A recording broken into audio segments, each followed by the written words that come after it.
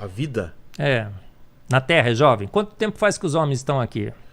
20 mil? Quanto que é o tempo? 14 mil, 20 não, mil? Mas eles dizem milhões e milhões de anos, não é? Quanto Não. tempo que o evolucionismo diz que a vida surgiu na Terra? Ah, não, você tá falando da vida ou do homem? Do homem, vai. Do homem é menos, né? 20 milhões de anos, certo? E isso faz sentido? A vida é jovem?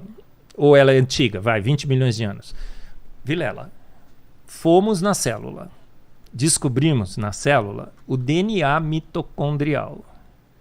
A gente tem DNA no núcleo da célula, que é o grande DNA com os cromossomos e tudo mais, mas tem uma organela na célula, a mitocôndria, que tem o seu próprio DNA, o DNA mitocondrial.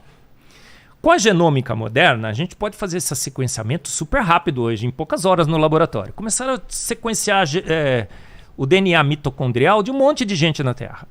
Aquele DNA que a gente só ganha da mãe, não do pai. E o que conseguiram? Com esse DNA, você consegue, inclusive, traçar como é que os povos se movimentaram, se movimentaram, né? Se movimentaram pela Terra. Dos povos. Dá para fazer isso, inclusive. Sabe o que descobriram?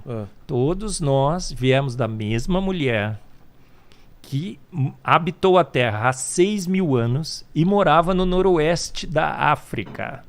A coincidência com a Bíblia foi tamanha que chamaram essa mulher de Eva mitocondrial. Isso. Fizemos a mesma coisa com o cromossomo Y. Descobrimos que viemos todos do mesmo homem que habitou a Terra há 6 mil anos e chamaram ele do quê? Adão o quê? Adão Y.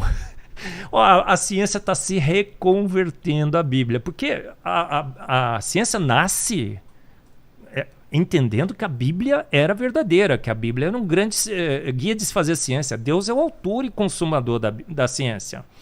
Os grandes da ciência, quantos que na ciência que ganharam o prêmio Nobel, qual é a porcentagem de ateus? Você sabe? Ideia. Não. Quanto você acha? Chuta. Putz. Quantos são ateus? Tem um monte de gente que ganhou o prêmio Nobel, certo? Grandes cientistas. Certo. Qual a porcentagem de ateus entre eles? 80%. 80%? Quer diminuir um pouquinho? Tá, 70%. Quer diminuir menos? 60%? Quer diminuir menos? 10%. 10%! É mesmo? Acertou! Eu digo que Deus... Eu achei que era muito maior. Deus deu dízimo para os ateus, né? Entendi. Brincadeira. Cara, 10%, apenas. 67% dos ganhadores de prêmios Nobel cristãos. 22% de judeus. Qual é a porcentagem de judeus na população mundial? Não sei. 0,2%. Bem pequeno. E eles ganharam 22%. Tem algum privilégio para os judeus? Claro. E para os que creem em Deus também. Cientista bom é cientista ateu? Você achou que era, né? 80%. Não, cientista bom parece que é cientista que crê em Deus. A chance dele ganhar um prêmio Nobel é bem maior. Não sabia, As grandes descobertas da ciência. Fleming descobriu a penicilina. Perguntaram para ele, Fleming, Alexander Fleming, você descobriu a penicilina? Grande obra que você fez. Ele falou, não. Eu só tive o privilégio de ter sido escolhido por Deus para achá-la. Ela já estava lá, o antibiótico, né? Lembra aquela história?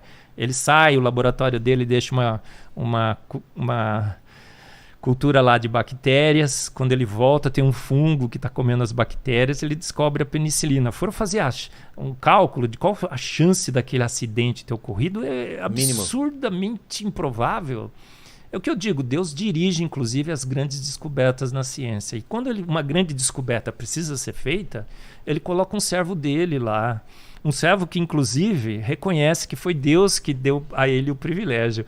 Então eu digo, né, Vilela, se você faz ciência para o louvor e glória desse grande Deus, como eu procuro fazer com as minhas imperfeições, porque eu sou pó, você tem uma chance de ser um cientista mais significativo. E eu acho que Deus tem me dado um privilégio de ser um cientista significativo. Eu vou pedir uma pausa então para o pessoal das dúvidas, que eu preciso ir ao banheiro fazer um xixizão. Tem dúvida boa aí ou coisa que não foi